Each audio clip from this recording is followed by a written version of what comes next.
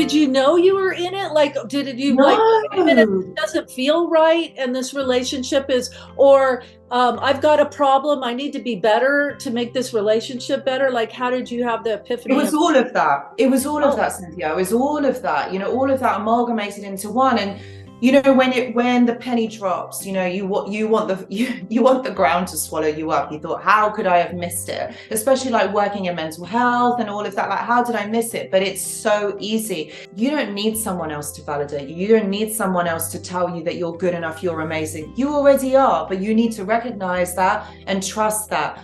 And that really comes under more about self-worth and that mhm. recognition of really who you are. What is that about? Explore that. Take a step back. Don't be so in the connection. Just take a step back and have a think about it.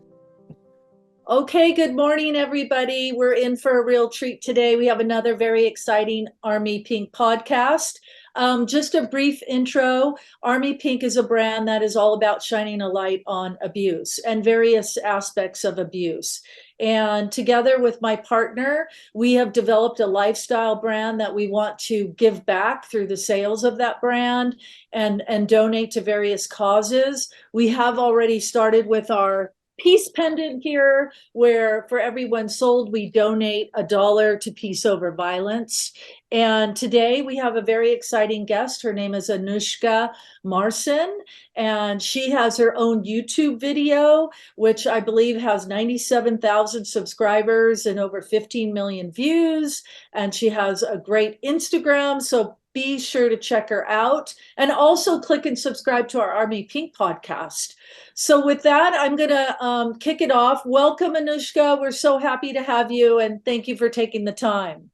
Thank you so much for inviting me. I'm so honored to be here. Thank you. Awesome. So you have your own YouTube channel, and I've been watching some of your videos, which are so great, so helpful. But I wanted to just say, how did you get to this point, and what prompted you to even start that? Did you have a situation yourself? And if you did, would you be willing to talk about it? Love to hear more of the backstory. Okay, so yeah, so I started the channel, oh goodness, probably it was about 5 years ago. So it was before the whole lockdown and all of that happened. But what happened was that I myself was in one of these dynamics. And at the time, it was quite challenging for me because I was finishing, my master's program, and then I was going into my doctorate. So I was working in a lot of like low secure mental health hospitals, working, with like forensic populations. And so which are very abusive, quite narcissistic, psychopathic, sociopathic as well. And I'm thinking, okay, so that's work. And then, I've discovered that I'm in one of these dynamics. So it's really difficult. I was very embarrassed.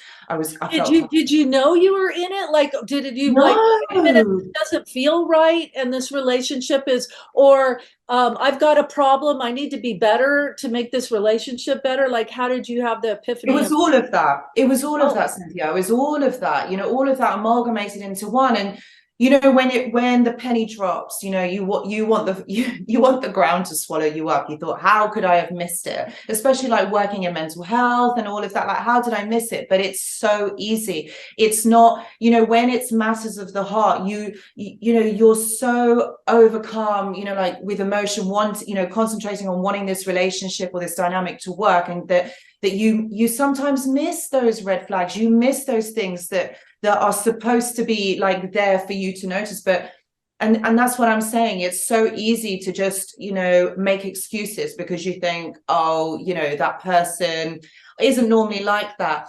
And I would want to talk a little bit more about that, like maybe later on in the podcast. But yeah.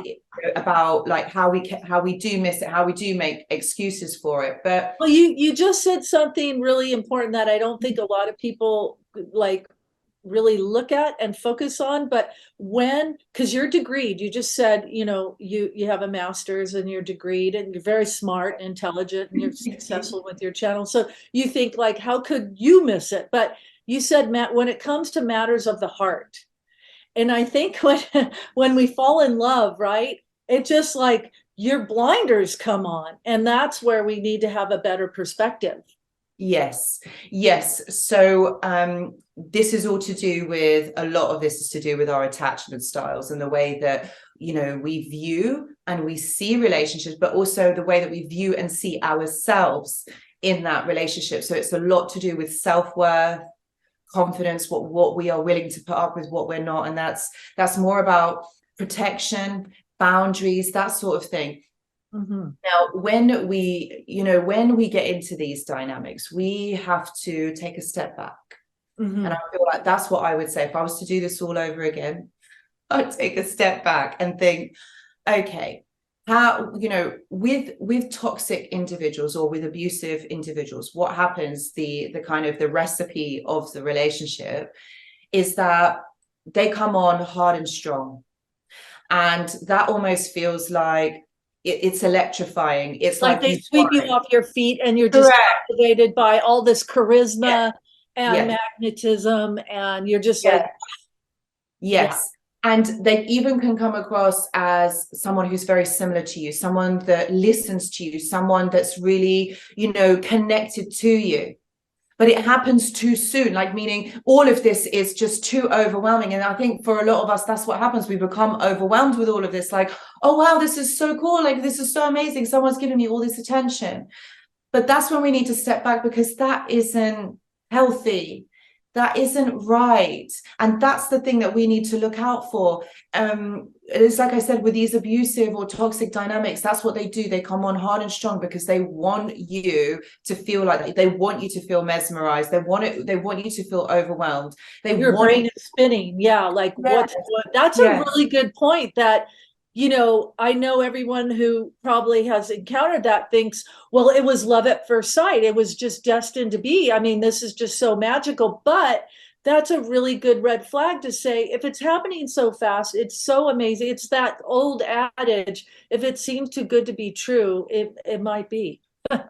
And that's the point. If it does seem too good to be true, is it that you're overwhelmed? Is it that you're blindsided?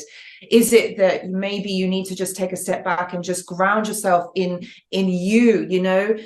Because ultimately, you don't need someone else to validate you. You don't need someone else to tell you that you're good enough, you're amazing. You already are, but you need to recognize that and trust that. And that really comes under more about self-worth and that recognition of really who you are. Right. You know, I'm very fortunate because I have an amazing relationship with my husband. And I think that we need to be really choosy, because you can have an amazing life or you can have some really issues. And I think the most important decision in your life is picking a good mate. And that's like 90% of what your life could be like, happy. And, you know, like you said, validating yourself and rising up to the bar and saying, I expect this. This is the kind of person I want. And the minute that penny drops, as you said, that, like, if it's going down that road, like, get out of there, because there's such an opportunity to live such an amazing life, right? Absolutely. And I really like what you said. You know, you've got to be really choosy about who you pick. I know that this person is probably really good looking, really charming, probably might not even be your type, but because they're so charming, because they're so sexy, seductive, and, you know, that whole dynamic's electric. But, you know, one thing you've got to remember is a person can't keep that up 24/7. That can't keep going. You can't sustain it. It is just in that moment. Right. Can you share, like, how you would define a narcissist? Like, what are some of the traits? Like, you know, are they controlling? Are they watching your every move? Are they selfish? What, you know, once this like honeymoon crazy period is over and the penny drops, as you said. Yeah, so with narcissists, remember, this disorder, exists on a spectrum. So, you know, you've got one end where it's really pathological, it's obvious that they are, but then and then on the other side of the scale, it's like they've got certain tendencies. So it's ultimately the way that you would kind of recognize if you're in one of those dynamics is something's going to feel off. You've got to trust your intuition. You've got to trust that gut feeling. No, you haven't got it wrong. No, you haven't read this situation wrong. With narcissism, they're very convincing. and you feel very consumed by their energy. They are controlling, they are manipulative, and you know, that can present itself in a variety of ways. And that's what I say, you've got to be able to trust what you're feeling. If somebody feels a little bit off key, or they're a little bit off, what is that about? Explore that. Take a step back. Don't be so in the connection. Just take a step back and have a think about it. What is it actually showing you? Remember, it's not what the person tells you, it's more about what the person is showing you. So it's about behavior. Read their behavior, not what they're saying to you, because anyone can say anything.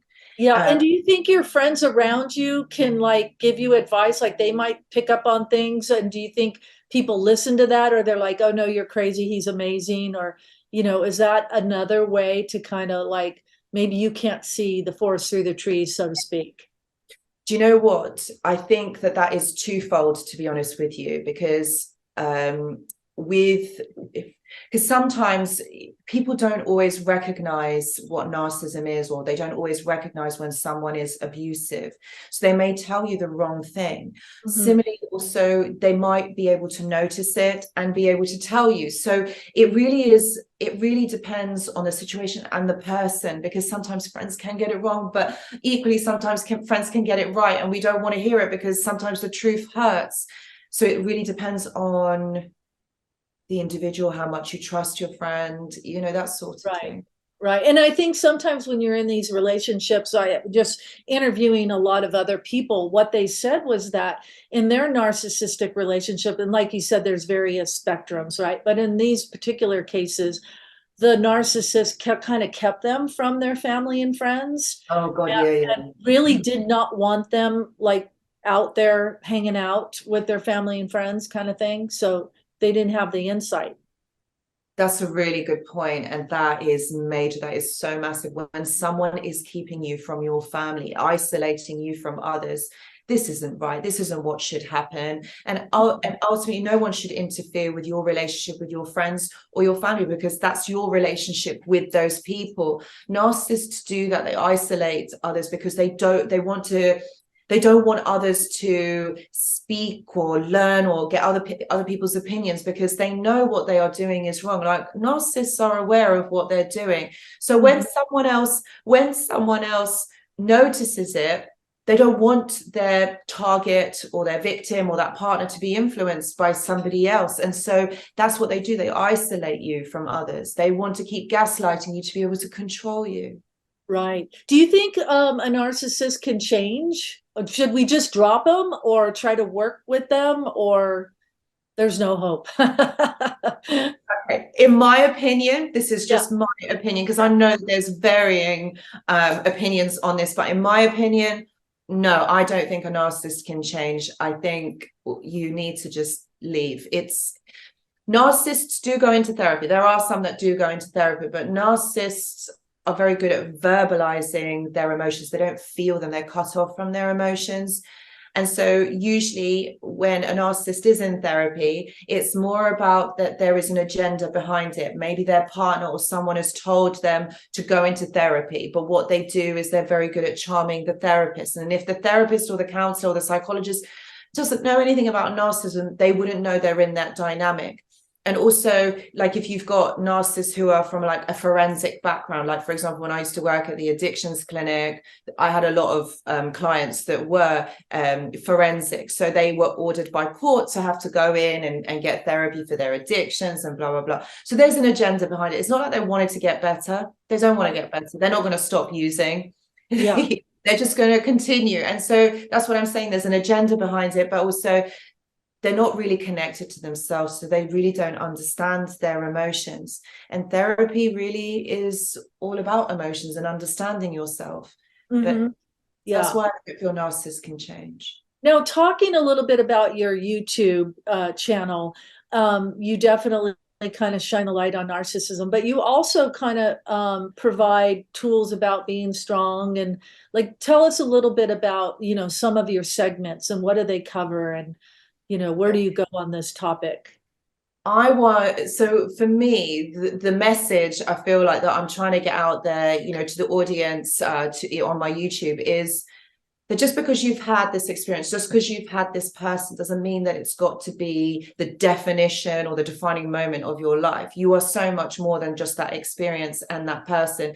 Yes, I understand what has happened to you has been really devastating and disgusting and awful, but it doesn't mean it's going to define you as a person. You can rise above this. Remember, we are actually strong individuals. We do have the capacity to be able to move through this.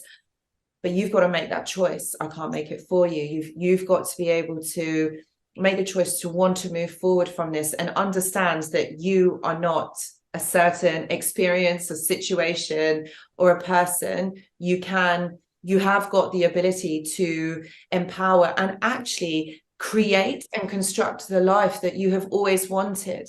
You are, just because this horrible, devastating thing has happened doesn't mean it's got to break you, and you've got to stay in that mindset like, oh, this is awful, this is, this is what's going to happen to me. No, not at all. You shouldn't feel like ashamed or embarrassed, right? I mean, I think that you should recognize it, maybe talk about it with a close friend or two. And actually, I mean, I think we all know in life in general, when we have experiences, whether it's in a relationship like this or something happens, through that we learn and we can be better and grow from it, right? And expect more. I really like what you said. Absolutely. You know what? We have to look at this as a lesson, because that's what we are. We're literally, Earth is school, isn't it? We're here on Earth, and it's like we're at school. We're always going to be learning lessons. We're always going to be evolving. We're always going to be learning. Look, I could say it like, if I was to feel ashamed and embarrassed, about what happens with me or what I experienced, God, I would have never started doing what I'm doing. I would have kept quiet, gone into the background and cowered away from everything. But at the end of the day, it is important for you to talk. It's important to recognize we learn from experiences in life. Life can be amazing at points, but equally life can be difficult. So there's that duality in life, and we have to embrace both. How long was it before you realized, like, was it 6 months, a year, 2 years? Like, I know you have so many viewers. Is there a certain, do you notice a pattern or anything? Like, it's taking people 3 years to get out of this or wake up, or they know in 6 months, or. It really depends how aware you are to this. So no, there isn't a pattern. No, there isn't. Nowadays, people are recognizing it a lot more because there's a lot more information out there. A lot of people talk about it. Social media, you can see. Correct. Yes. Yeah. And then there's a label, and then there's things that you can recognize. So you can identify it quicker and go, okay, I'm in this dynamic where I need to leave. But think about it like 5, 10, 15, 20 years ago. This information wasn't out there. And remember, there's also cultural norms, our societal expectations as well. Okay, your husband or your wife's been a bit horrible, but you're in a marriage, deal with it, stick with it, that's it. So a lot of people didn't understand it or know about it. So, I have clients, or I have subscribers who have been in marriages for 30 years, 20 years, and that's a big chunk of their life, simply because they didn't know. But equally, I've got others who have been in relationships for 6 to 12 months. So it really depends. I find that a lot of the younger subscribers, I would say 35 and under, they're staying in these dynamics a lot less. Whereas I would say my viewers who are, say, 50 plus, these are the ones who have been really hard hit, with 30 years, 25 years, 20-year marriages to these people who haven't been able to identify. I can see that. Yeah, because, I mean, I hate to use the word old school, but that old school mentality of you're married, you have to stick with it, and you've got kids. But I mean, I think we all really, deserve to live a very happy and fulfilled life. And it's nice to hear that, the younger generation are recognizing that, I have tools, I'm hearing this, I'm watching this on YouTube, I'm seeing this on social media. This isn't right, or this situation sounds like my situation, and so I'm going to do something about it to kind of get out. But I think before that, it was really challenging for someone to even talk about narcissism and what it is, right? Yes, because it wasn't about, and it's this is the thing that I kind of like talk about in my videos. It's like, even with the Diagnostic Statistic Manual, the DSM. I mean, if you look at the kind of the diagnosis, or the prognosis of what is written actually on narcissistic personality disorder, they just talk about like 9 traits. And usually, if you ask anybody out there, what is narcissism, they say, oh, someone that looks at themselves in the mirror. And it's like, Yeah. than that at all. It's not even that at all. It's so far-fetched from what it actually really is. Even in the Diagnostic Statistics Manual, there's like nine bullet points of like what it actually is. And again, it's like, it doesn't describe what is going on. What is manipulation? Talk about manipulation. What is that? But it again, that exists on a spectrum, so it happens in different capacities. It's just being aware of what it is and being able to apply it into real life examples. Well, and So I think too, like reflecting back and listening to your intuition and thinking, if something doesn't feel right, listen to that voice, and it probably isn't right. Because yes, I think, you should have a healthy relationship, and healthy relationships aren't going to feel manipulative. They aren't going to feel where you're isolated from your friends. And I think those things come up and people push them back and like, oh, well, I'm not going to listen to that. But yeah, really pay attention to that and recognize it, because it's not right. yes. And Yeah. that's why we have intuition. It's our internal compass to actually like judge, okay, is this okay? Is this not? And that's really when we connect to ourselves, we integrate into ourselves, that we are able then to trust, that internal wisdom that every single one of us possesses, but we are not accessing it because we're afraid of it, or we don't want to listen to it. And I Yeah. feel like it's such a shame. And I feel like this really should be taught actually at school, like when Yeah. for us to learn to be connected to ourselves, and it's not. And I think we kind of have to learn this through hardship, but really it shouldn't be like that. Yeah. We really need to integrate ourselves and learn to trust ourselves. Yeah, I had an amazing woman that I was interviewing, and she heads up the National Coalition for Domestic Violence for the US. She's really a big shot. And one of the things she's trying to do is get curriculum in schools, because you don't know this, right? You're young, you're going through your happy little life, you fall in love with this amazing person, you think, but nobody has talked about like signs of control or somebody being too possessive. And those are really things that I think are simple enough to cover off as some just general basics in curriculum. So I hope she's successful, going forward, because I think it would be so tremendous. Because we Yeah. also found it doesn't matter what background you're from. It's not like, oh, you're from poor or poverty, and so you're more likely. No, you could be coming from a great background. It can happen to anybody. It So, can. yeah, it's so important to kind of have some awareness on this. Do you see in your viewers or your subscribers, does it tend to lean more male over female? As I'm just wondering, it's an interesting trait. You mean narcissism? If what Yeah, where is it more of the men being narcissistic to their female partners, or is it's just doesn't discriminate? There's female narcissists as there well. is both. There is, obviously, we know there is both, but I would say this trait is mainly presented within males. Yeah. I Okay. think, do not quote me on this. Do not quote me on this, because I I read this somewhere and I don't know where and how long ago. I think it's like a 70-30 split, 70% men, 30% women. Yeah. Yeah. Okay. There Don't was, quote me for that. yeah. Well, there was one quote that I do want to quote you because Okay. I loved it. And your quote was, "I don't chase. I attract what belongs to me. It will simply find me." I think that is so powerful, right? It's just, Yes. don't like push things. Let this good stuff be attracted to you. Don't chase something. I often think that in life in general, like if I'm trying, even in business, to Yeah. force something too much, that means I might need to let it go. It's not meant to be. It shouldn't happen. You know, No. whether it's a deal I'm trying to strike, or in this case, like you said, in a relationship, like you shouldn't be chasing something. And if it's not feeling right, just, you know, there's something else for you, right? It's just Yeah. You know, that. you've got to remember that what is meant for you will not pass you by. Okay. Yeah, It's that's meant for very you will profound. not pass you by.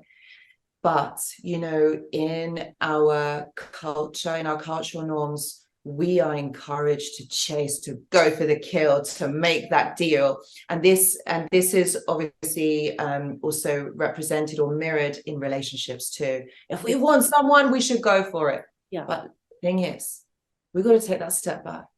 And they will come to you. You don't need to chase. And again, this comes down to self-worth. You are worth so much more than what you give yourself credit for. You know what? You don't need to chase anybody. You're already amazing. You're already good enough the way that you are. So if it's meant for you, it will be yours. If it's not, it will pass you.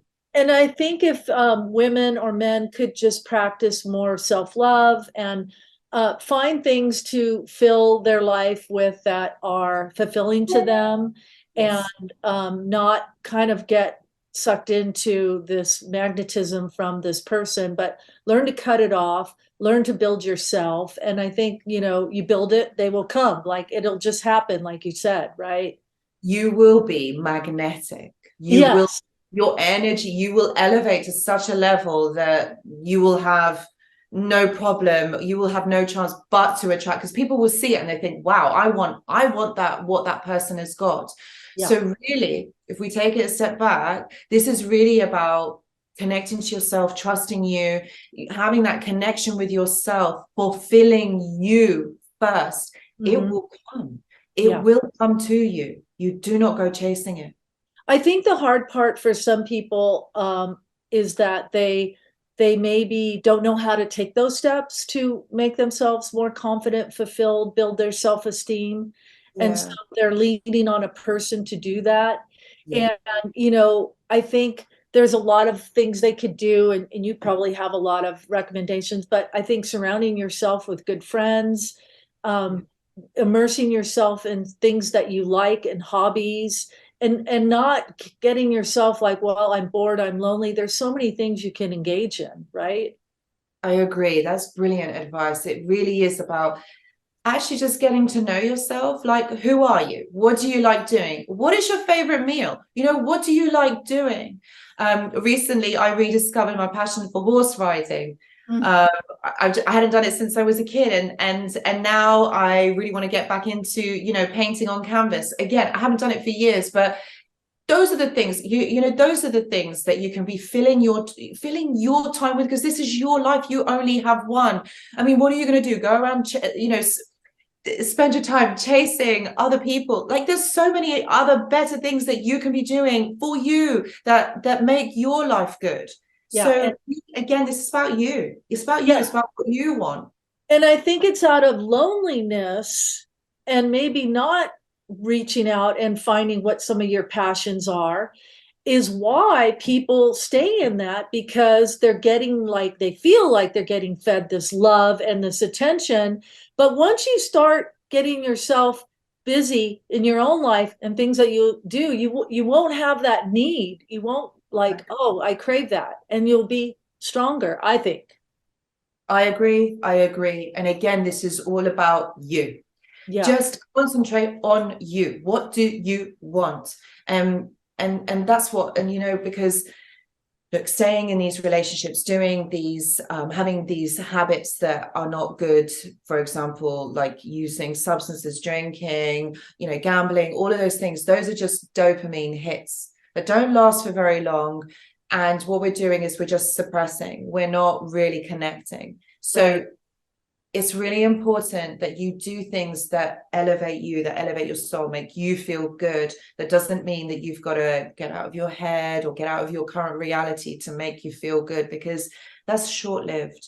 And you deserve that. You deserve to live a life that is fulfilling, where you feel happy and you can, you know what, just experience life the way that you want to. Right. I think, I'm in my 50s, so, I'm older now. But if I could talk to myself way back then, I realize now as I'm approaching 60, that life is short. And oh my gosh, it is going by so fast. So that to like waste it, really, literally waste it with somebody that is abusing you, either a narcissist or physical abuse or mental, it's like their life, it could be so fun. It could be so filled with so many great things and friends and experiences and travel. And so don't settle. Like if, I think like if someone in a younger age demographic is listening, like forget it. Like, this life is going to pass you by to make the absolute most of it. And I would drop anybody like that, like a hot potato. I agree. Yeah. Well, I want to thank you for coming on and sharing your insights. I'd love to know anything new on your YouTube that is, our viewers can look forward to. Any new segments that you're thinking of, or new? Do you know what? I do go live. I live stream every Tuesday from 9 p.m. to 11 p.m. UK time. So I know that we're ahead of you. It depends what time zone you're in. It's either we're either 5 hours, 6 or 8 hours ahead. So it just depends what part of the US you are in. But do check out, like if you have any questions or not sure of something, join the live, because I've got a really supportive community. I am so blessed. I have like the most amazing community. Everyone's so kind, so considerate, so supportive.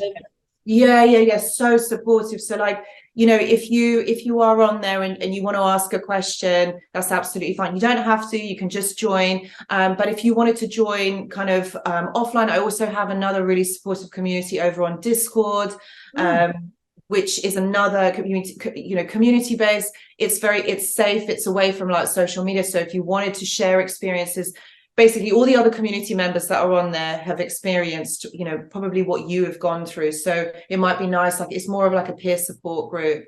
So it'd be something where you can kind of unload and talk to others. And where do they go on YouTube to find you? All you need to do is just look me up as Ask Anushka, and you'll find my channel, Ask Anushka Narcissist or whatever. You'll find my channel, and all the links to all like my social media and all of that is all on there. So yeah, just feel free to have a look. Fantastic. Well, thank you very much, Anushka. We loved having you, and you were so insightful. And we'll continue to watch your YouTube videos.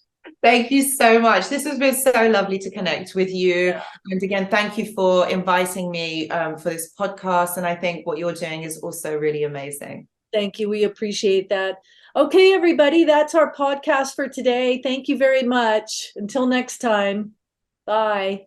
Bye. Today, we're really excited because we have Julia Christina joining us, and she is going to share with you all kinds of tools and tips and knowledge and information about how to live a healthier life. And so one of the things that we're going to talk about, which I think is so important, and I think it leads a lot of people down a path that they don't want to be in, is because they're not setting boundaries. And you have a lot of insights into that. Yeah, I don't know. It was a very kind of pivotal moment. I actually have a book. It's called Drive Your Own Darn Bus, and really teaching tools for getting in charge of your own mind and your own emotions. Because one of my favorite quotes, we work on building up our own mental and emotional strength and resilience. So we're putting on our own pair of shoes so that we can handle whoever or whatever comes into or around our lives.